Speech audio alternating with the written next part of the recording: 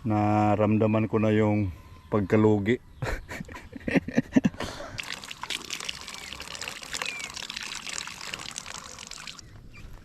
Yan, umiinom na sila. Nilagay ko na yung powder na Primoxil dyan.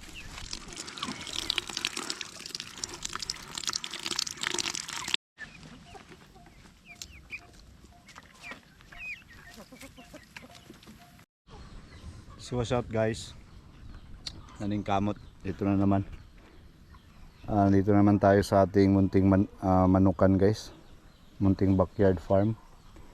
So ngayon mga kananing ay bago pa lang ako nag-alaga nito, mga 3 buwan pa or 2 buwan.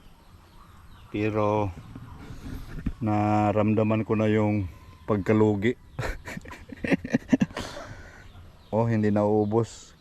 Sa pananghalian ko to nilagay, ngayon hapon na, mag-aalas 5 na. Hindi nauubos, kinakain pa rin. Dandahan nilang kinakain. Parang wala silang gana, may mga sakit. Itong mga black australorp kasi yung unang nagkasakit mga kanani. Nahawa itong aking mga Rhode Island. So, ibubukod ko na lang siguro itong mga may mga malala na. Ito malala na to, isa, 2 to sila. Tapos ito patuka-tuka din, parang tinamaan ng sipon at saka coryza. Luging-lugi na kasi itong black australorp ko 10 to sila, pero ngayon 7 na lang. Tapos may mga alanganin pa, kaya lugi na to mga karani. So dito sa aking mga Rhode Island Red, may mga nagsakit na din, nahawa. Kaya yung mga may sakit siguro ibubukod ko. Gamitin ko na lang tong guys, mga karani. Yan, linisan ko yan, tapos ibukod natin. Pag inisipan ko pa kung saan ko ilagay, dito na lang siguro sa gilid, tapos takpan ng mga yero. May ginawa ako ditong munting silungan nila, temporary forever, pansamantagal. Yan tapos may patungan sa ilalim. So ang gawin ko na lang siguro ngayon, painumin ko ng gamot yung mga malalana, kasi yung pag painumin ko to lahat. Pero meron naman silang ganito guys, hindi ko pa kasi alam kung ano yung talaga, kasi bago pa lang ako nagmamanukan. Ito yung ilagay ko sa inumin nila, Primoxil. Tapos may Primoxil ako ditong 3 piraso. Ibigay ko na lang yan, yung Primoxil na tablet, siguro ibigay ko na lang yan doon sa may malala ng karamdaman. Ito ding ko guys, lalaki na white leghorn, tinamaan din siya. Sa tingin ko may lagnat kasi mainit man. Nako, ito ding Rhode Island dito guys. Parang coryza din to or sipon. Sinubukan ko naman to silang binukod, black australorp at saka Rhode Island. Kaso pupunta talaga sila dito. Nilagay ko sana sila doon, kaso babalik talaga sila dito. Kaya iyan, painumin ko yan, yung 2.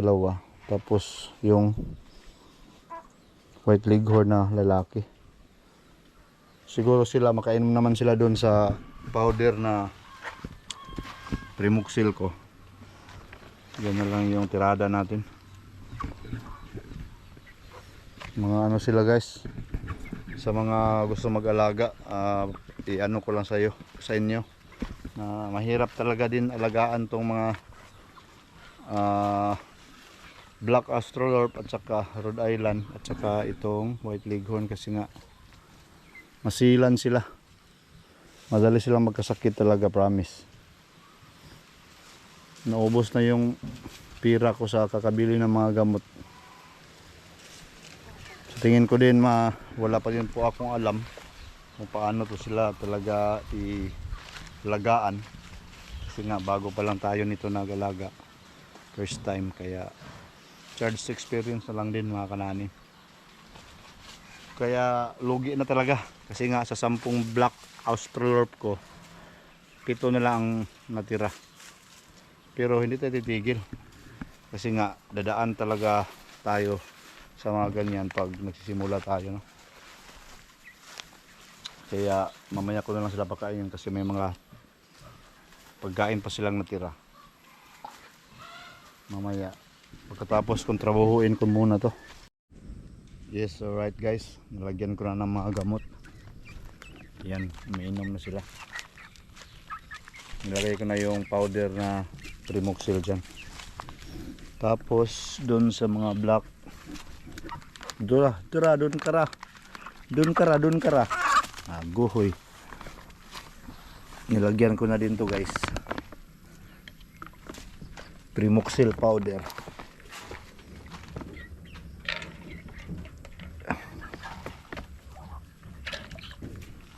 Yan. Tapos yung isa lang yung nakulong ko guys kasi nga siya yung mas malala. Sana makapira tayo. Magkapira tayo. Bibili na lang ako ng sapat na gamot kasi yung gamot ko 3 Primoxil capsule lang or tablet. Kaya siya lang yung nalagyan ko na painom ko. At yung puti. At dalawa to sila. Pero yung isa hindi masyadong malala kaya hindi ko na lang nilagay dito, baka magkahawaan pa, mas lalong maamong pa, mayari pa yung isa. Sana na pakawalan ko yan pag okay na yung ano niya, pakiramdam niya. Yun guys, oh. Kumakain pa naman pero kuan ba? Sugmoy tanawon. Kumakain man sila pero mukhang mahihina ba. So ang kulang na lang ngayon paglagay ko ng mga panghapunan nila na pagkain. Mahirap guys mag-alaga na hindi mo alam kung ano yung tamang gawin. Kaya tingnan na lang natin kung ilan yung masurvive. Ano na to guys, 10 Black Australorp, 10 Rhode Island, at saka 3 White Leghorn. Pero dito sa 10 Black Australorp, ang natira na lang is 7. Ito Rhode Island, kumpleto pa naman sila. Pero nagkasakit na yung iba guys. Kaya siguro i-street natin itong Primoxil ng mga 3 araw siguro. Para pag may naramdaman sila, baka sakali ma-prevent ba. So ito nilagyan ko na to ng ang gamit ko guys yung animal Vita. Lagyan ko yan mamaya ng feeds. Tsaka mahina sila kumain ngayon dahil nga gusto ko mag-switch na dun sa mga pellets kasi yung nakasanayan nila is ang nakasanayan nila ay yung maliliit ba,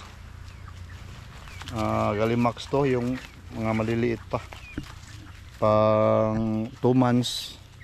So sila parang kaya na nila yung pellets kaya sinubukan kong ihalo tapos nilagyan ko ng yung tahop ba para mas makatipid-tipid. Kasi nga ang sa akin dito para pang survive lang. Baka sakali makasurvive sila. Gusto ko sana magparami pero sa ngayon imbis magparami namatayan tayo ng 3. Hindi naman magkasunod. Kuraysa at saka sipon talaga yung problema.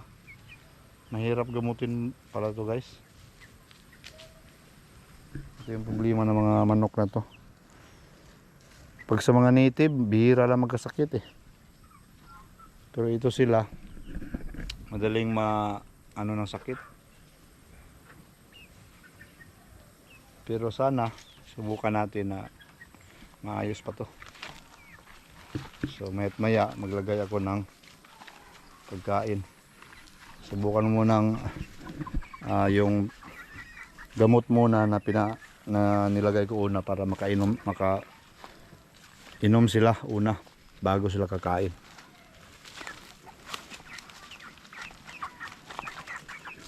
Yan o, sunod-sunod. Ito sa atin, subok-subok lang din naman to guys. Hindi naman talaga to pang ano talaga. Pero sinubukan, pag makaparami tayo nito, magnegosyo tayo, pero try lang ba?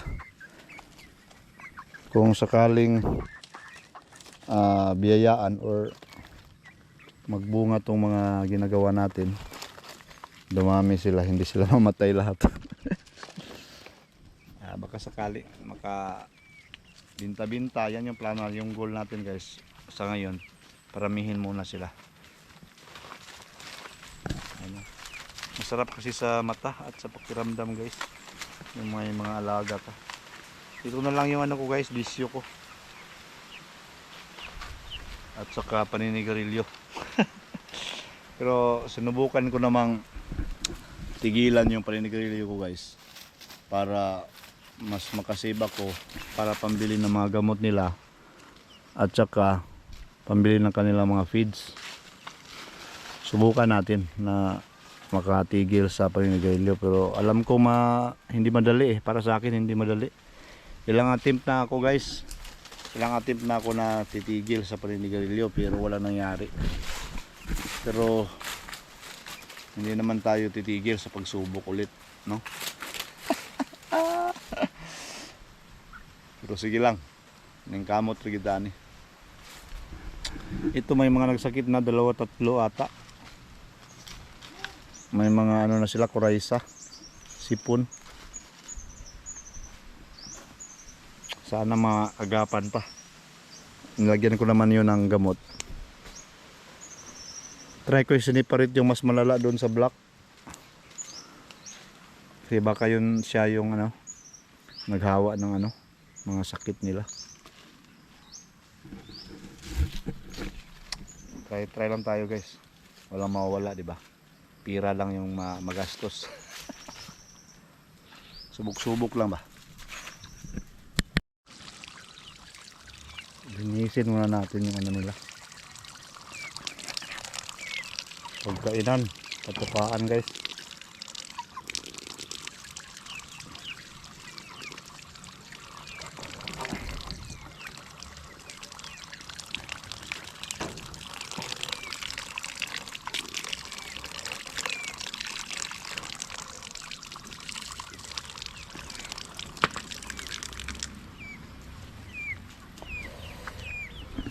Itong isa nalinisan ko na. So lagyan na natin ito ng ano, pagkain nila.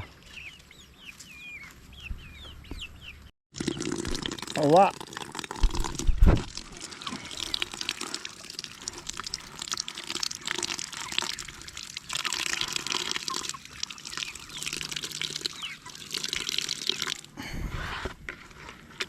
Yan na sila guys, oh.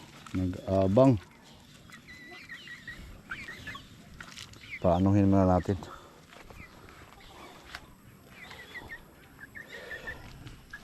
Sunod-sunod na. Ayun guys, oh, may kuraysa na to guys, oh. Tinamaan na yung mata niya.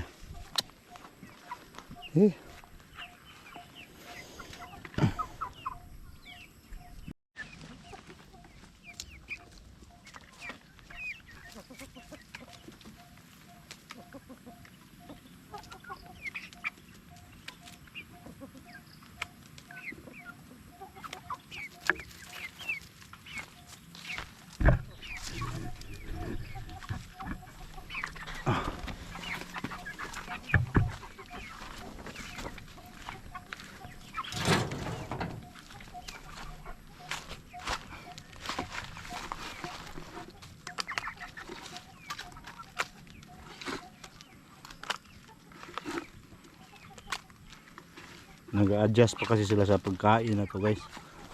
Kasi dinandahan kong ilipat sila sa pellets. So may naramdaman na to guys. Sayang.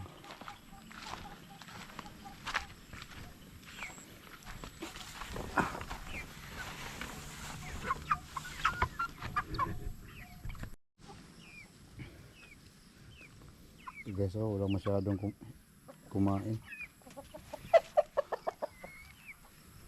Doon sa kabila iniwan na din.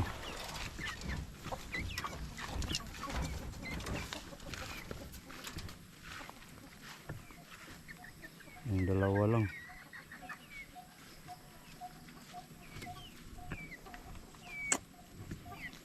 Oh. Sila kumain na sila.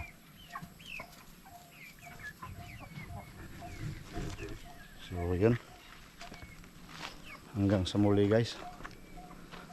Abang-abang pa kayo sa mga update natin kung ano mangyari dito sa ating munting backyard farm.